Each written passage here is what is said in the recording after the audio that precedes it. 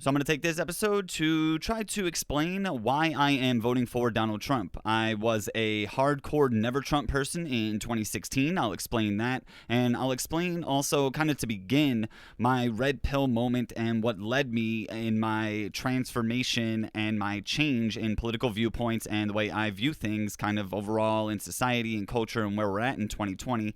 So I just want to take this time to explain why I am voting for Donald Trump and highlight a few of the things that I look to as I head in to vote for him and hopefully get 4 more years of him and his administration. All right, so to start off, my red pill moment started happening in kind of like mid to late summer of 2018. I started seeing so many things going on in the media and on, social media and what was happening in the news.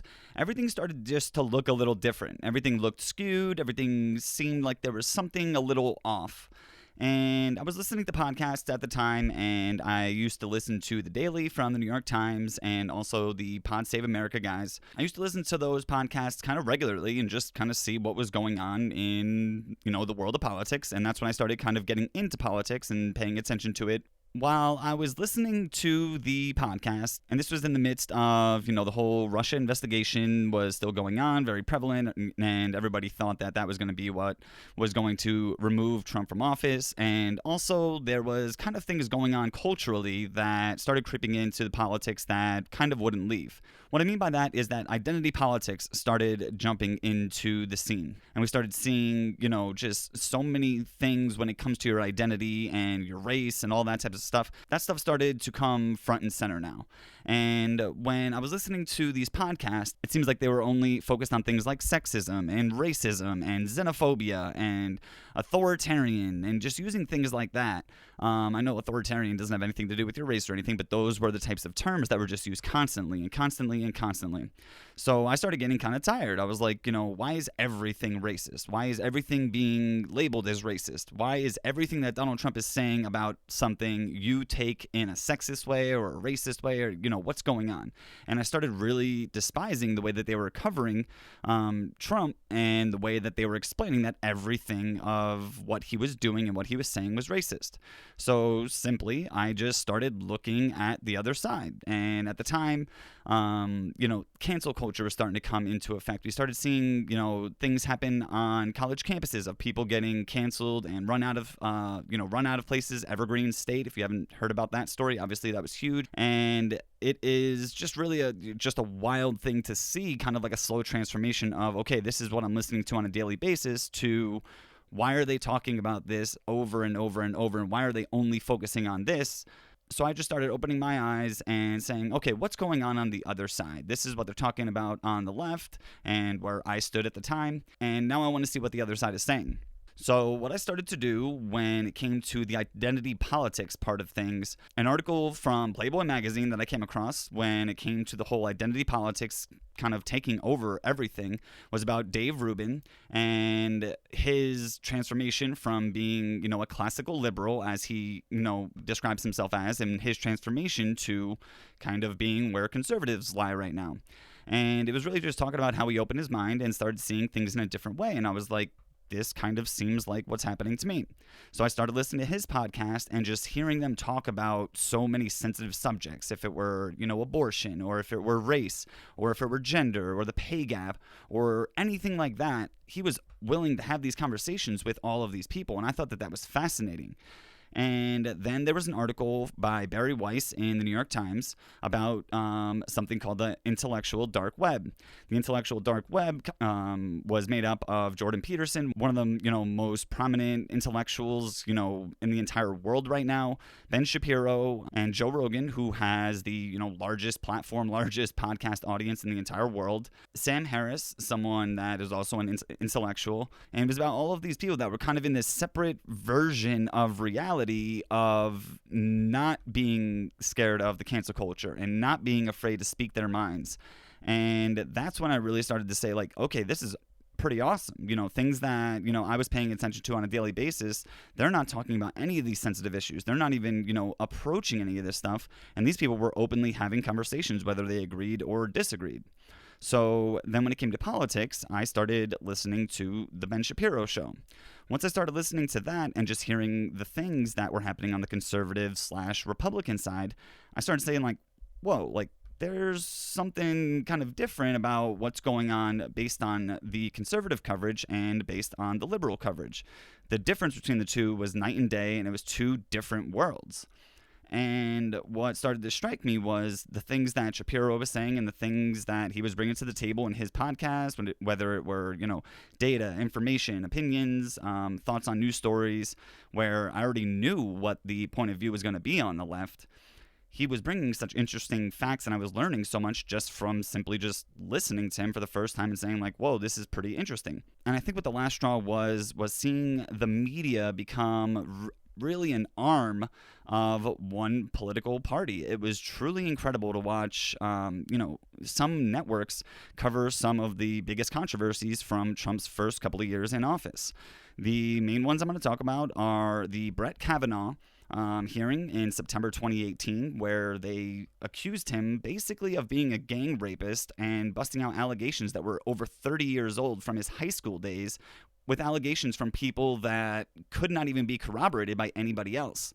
Seeing the media really attack this man, really based on nothing, based solely on the Democrats' willingness to do anything they can to block a Supreme Court, justice from being confirmed, it was just ugly. It was disgusting. And at that point, I started saying, like, our media is broken. They're not telling the truth on these things, and they're not being honest. They're being very dishonest in their coverage. They're looking at an allegation from someone, Christine Blasey Ford, that couldn't be corroborated by anybody else, and they're openly treating it like they have a recording of it and it on video and people admitting it. It was truly incredible to watch. Right after the beginning of the Kavanaugh hearings is when I really started getting curious and really started to wonder what was happening to the media. What I did is I went to Jim Sharp. He's co-host of Arizona's Morning News on KTAR 92.3 out here in Arizona. He is a good friend of my boss, Mark Jeffrey, who has been on the show previously. I went to him just to kind of ask him, and just talk to him. Hey, what's going on in the media right now? Is everything just slanted in one direction and I'm just now realizing it? Are they really not here to tell us the truth, but they're here to tell us the truth in their way with their angle? I asked him that because I started having conversations kind of like on the side at work with, a few people about things that were going on in the media and things that were going on with coverage of Trump, being so negative all the time, no matter what he did. And the answer that Jim gave was something I guess I kind of expected, but hearing it from someone like him, it was really like, wow, this is really a thing. And he said, we're seeing unprecedented levels of coverage on a president unlike anything we've ever seen. And most of the things that he does are considered controversial from the news media. And they had this obsession with following his every single move and following everything. And every little scandal that was happening was going to be, this is the thing that's going to bring down his presidency. And we were standing in the studios at KTAR, and we looked up at a couple of screens that we had on, and it was video of Christine Blasey Ford, either before her testimony or after her testimony. And I was like, what they're doing to this guy Kavanaugh, even though I may not agree with him on political things, because at the time I still considered myself a Democrat who was kind of just lost in what was going on. I was like, what they're doing to this guy is just awful. And he was like, yeah, it really is. And, we kind of, we talked for, quite some time, a little while. And he recommended that I talk to actually a coworker of mine that he actually had a similar conversation with. And that's actually where the Fox and Klein podcast was originally born, was from that conversation. So my buddy and I, John Klein, started the Fox and Klein podcast. We started that late 2018 and started, I think, really putting out episodes January 2019. And right at that point, the Covington Catholic scandal was in the media. The Covington Catholic scandal was a group of high school students that were confronted in Washington, D.C. They were there to support the pro-life March for Life. And a Native American man, Nathan Phillips, approached these young high schoolers as they were just standing there. One of them was wearing a Make America Great Again hat, and he was banging this drum right in this kid's face. This ended up being Nick Sandman. And Nick Sandman just stood there, didn't do anything, and he just kind of had a smirk on his face. He's a high school kid getting confronted by an older gentleman, Native American, banging a drum in his face. At the same time that was going on, there was a group in the back that wasn't shown in the pictures and wasn't shown in videos that were circulating around social media and in the news media of this group, the Black Hebrew Israelites, who believe God's chosen people are blacks, Hispanics, and Native American people, and they were identified by the Southern Poverty Law Center as a black supremacist group. They were behind these students, and out of frame, they were yelling racist, homophobic, and other derogatory comments to the group of Covington Catholic high school students.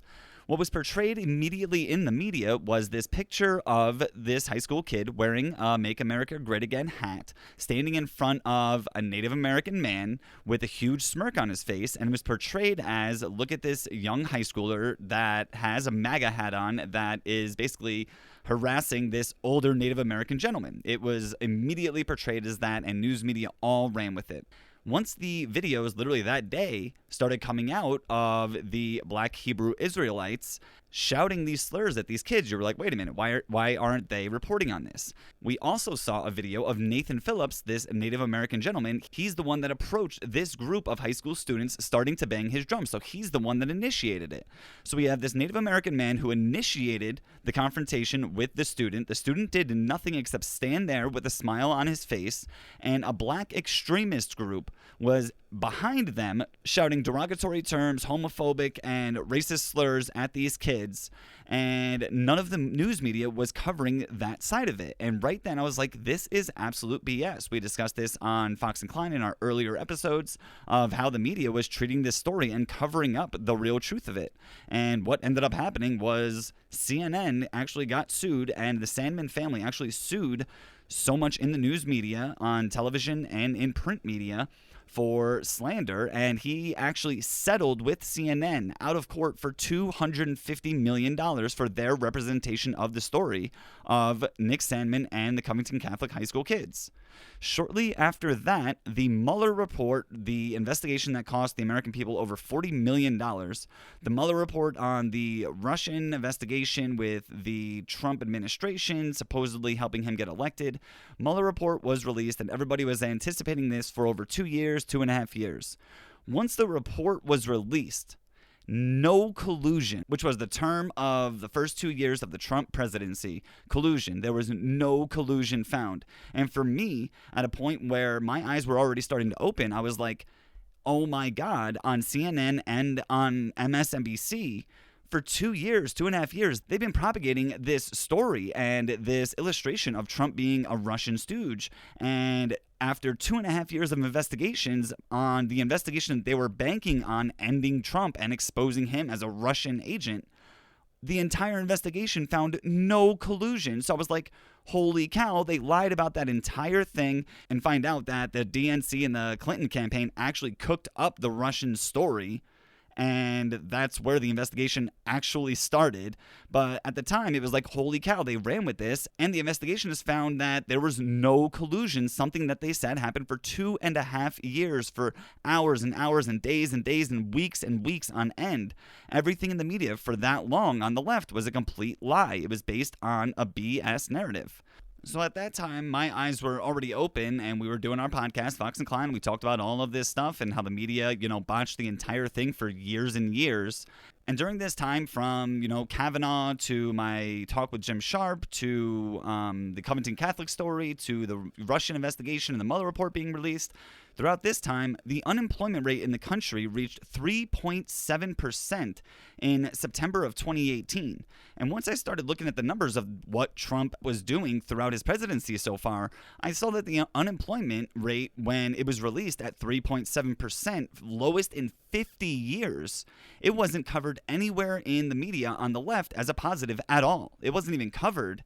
And something like that, the unemployment rate being at the 50-year low that it was incredible to me that an accomplishment like that, no matter who's accomplishing it, it wasn't even being covered. And I really started saying, this is wild that they only cover the negative things. They're only going to cover the things that make him look bad. They'll spin things to make him look bad. And anything good that happens either isn't because of him, or they just completely ignore it and act like it's never happening. So that's basically the abbreviated version of my red-pilled story and how things started shifting for me culturally, societally, and in politics, and my viewpoints on many different things.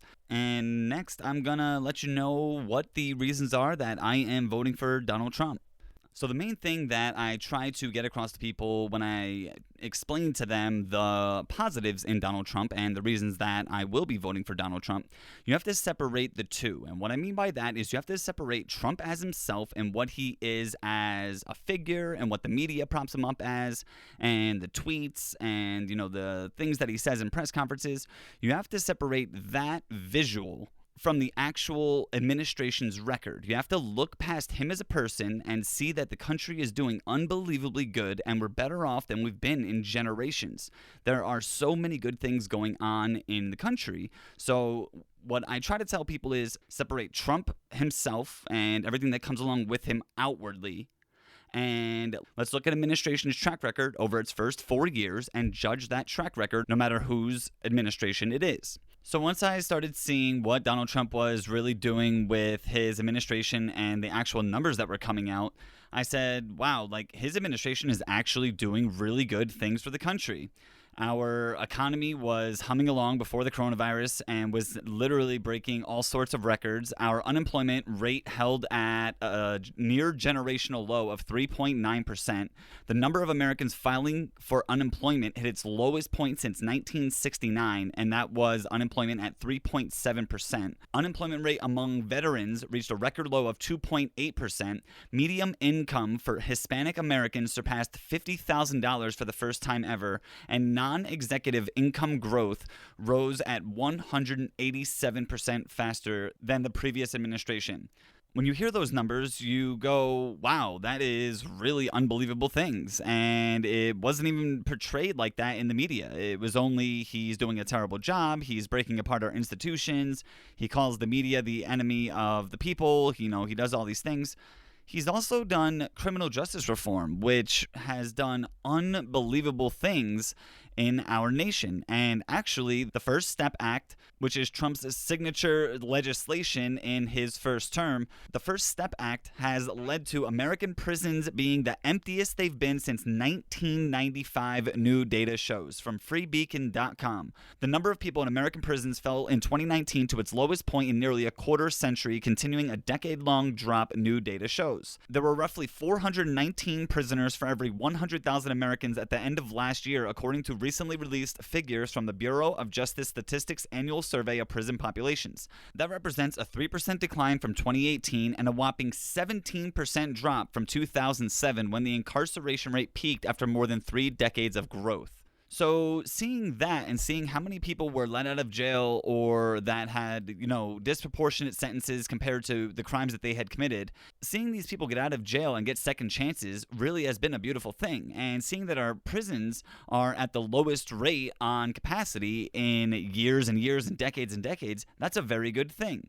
Now, the other signature legislation that the Trump administration got through was the Trump tax cuts. And kind of the narrative in the media and on the left is that the tax cuts only benefited the rich, and it was only, a handout for Donald Trump to his rich friends.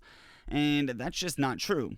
I, for one, paid attention to when the tax cuts were going into effect and which pay period it was going to be, because I wanted to compare my paychecks. I wanted to compare what the differences were and if I did get a little extra change. Because even though I'm on the lower side of the income spectrum at this point in my life, I wanted to see if the tax cuts did help me or if it only helped rich people. When I put together all the numbers and the rough estimates, I calculated that I saved the equivalent of about 30 full tanks of gas in total based on the Trump tax cut. So even though it only equated to, say, $50, $60, $70, $80 every 2 weeks or every month, it added up to about 30 full tanks of gas. And for someone like me who doesn't make, the most money in the world, isn't made of money, every dollar counts. And saving 30 full tanks of gas, that's a hell of a lot of money in my world. So that's something where I looked at how the tax cut was affecting me personally. Not so much, okay, this is how much it's affecting these people at this income. Here's how it's affecting, this group of people and this, age group or whatever it may be. I wanted to see how it was affecting me personally. And for me, I saw that the tax cut was a beneficial thing for me. And to add another thing on to the tax cuts, something that people overlook is that in the tax cut legislation, it was cutting out the penalty for not having Obamacare. So you were getting penalized about $750 if you did not have Obamacare. If you needed to get Obamacare, you needed to apply for it. But if you couldn't afford it, you got penalized come tax season with a fine for not paying for the government insurance. So that year, I basically had to make the choice to pay for my medications out of pocket without insurance and gamble not having insurance for, any emergencies. I took what my, payments were going to be for my prescriptions on a yearly basis out of pocket with no insurance compared to the cost of Obamacare with my estimated roughly cost of my medications. And it was going to cost me substantially more to pay for Obamacare with medication than to pay the fine of $750 and just pay for my medication out of pocket. So eliminating that tax penalty to me was a very big thing, and it saved me money on, taxes where it really hurts to have to pay $750 in taxes for something you didn't even use. Also, something that I am very happy with that Trump did during his first 4 years was he got NATO allies to increase their spending $100 billion. We were spending a lot of money with NATO and with foreign countries kind of doing a lot of their dirty work, and he got a lot of these nations to, now chip in, and there's $100 billion more from foreign nations contributing to NATO, not just us doing it. Middle East peace deals do not get enough credit from the media or, so many of the political pundits. What Trump has been able to do in the Middle East and securing a bunch of ceasefires and securing, peace deals and securing, peace between nations where we never even thought that they would have anything to do with each other, it really is incredible. And to see so much go on in the Middle East and it just go unnoticed, it's really a shame because it really is historic what we're seeing. Also, Trump moving the U.S. embassy in Israel to Jerusalem and recognizing Jerusalem as the true capital of Israel. That was huge for me. I do have Jewish heritage, so that type of stuff in the Middle East is really a big deal. And I feel like so much of it goes unnoticed, even though it is foreign policy. It is the thing that even I'm way less, skilled in and knowledgeable of, even though I've been paying attention to politics basically day in and day out for a few years now. Another reason that I am on this side is because the left has lost its damn mind. That is one of the main reasons I ended up on the part of the political spectrum that I am at right now. A lot of the values that I have are still left-leaning, but in today's culture, they are not allowed on the left. The left is very intolerant. They say that they are the party of tolerance and, inclusion and equality and all of these types of things. But when push comes to shove, they are the most intolerant group. They will cancel you if you disagree, if you deviate from the plan, if you deviate from where basically the group is headed at that point.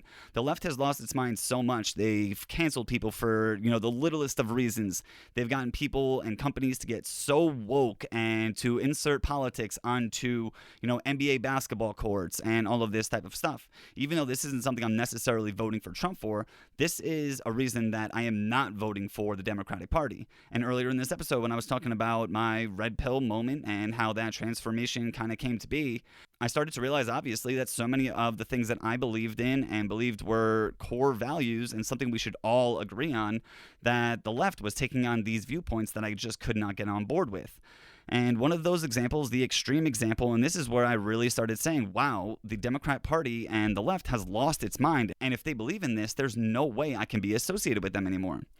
Ralph Northam, the governor of Virginia, did a radio interview after a bill was basically up for legislation in the state of Virginia talking about late-term abortion. And basically in the interview, Ralph Northam explained what would happen in this scenario if a baby was born, and the key word there is born, so the mother has already given birth to it.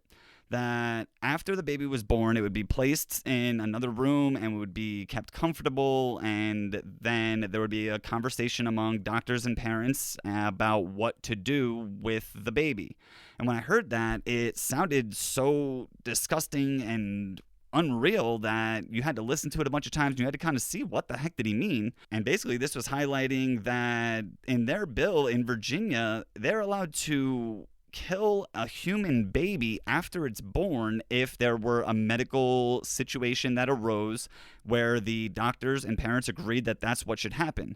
So once I heard that, I'm like, that's murder. Even though I had a previous stance on abortion, not so much strong one way or the other, but I had a stance on it just on a general basis.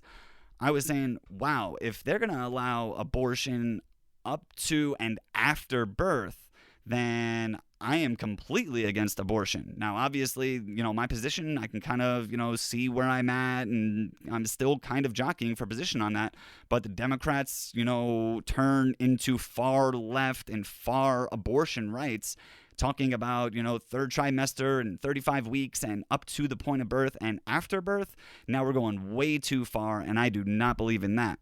Something else, obviously, with the left going crazy, with all of the riots that were going on in the nation this year, there was so much talk of defunding the police. That became a big movement, and it's still a movement that's happening in several cities, and several cities are still voting on it in city councils. We're seeing it in Minnesota. We're seeing it, I believe, in Seattle as well. And Trump is for police, and conservatives are for more police, and I believe in police, and the left just doesn't believe in that. Something that I think is huge, and this is happening right now, is America is 100% energy independent. That is the first time we are all seeing that in most of our lifetimes, that the United States does not depend on anybody for oil. We're not going to the Middle East. We're not going to anybody else. We are doing our own drilling, and we are producing all of our own energy. We are 100% energy independent from the entire world. To me, that's a pretty damn big deal. I remember a lot of times when Obama and Biden were, in office as president and vice president, where gas was $3 a gallon for most of the time, $4, $5. I remember those days. Right now, it's in the low twos and, mid twos, as I believe was the highest it's been in quite some time. And I don't remember the last time that's been, but I kind of like being dependent on nobody for gas, for oil, and Trump leading the charge on that right now, and in opposition of Joe Biden. And I'm 100% staying energy independent, and if that takes Trump, then that takes Trump. So, in conclusion, I guess, it's take Trump and every one of his faults and his tweets and the dumb things he says, or take something that he said about someone else in government, or, a public official, or a media member, or the way he talks about some things.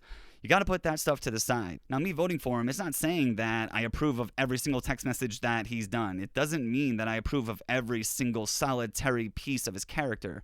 It means, as a whole, he's a much better candidate for our country, and his first 4 years in office have been plagued by so much media malpractice, so much disinformation, misinformation, and such an obvious push to try to get him out of office, all while ignoring a very, very, very strong first term for a president.